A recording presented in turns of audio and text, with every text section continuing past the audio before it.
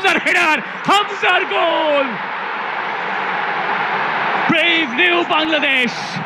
শেষমেশ দেশের মাটিতে স্বপ্ন পূরণ করেই ফেললেন হামজা চৌধুরী।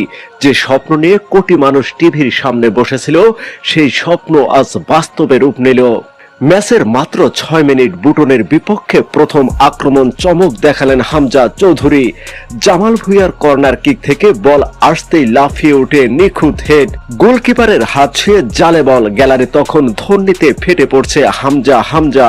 বাংলাদেশ দলের নতুন প্রাণ, ইউরোপে খেলা সেই তরুণ এবার দেশের হয়ে নিজ মাটিতে দিলেন জবাব।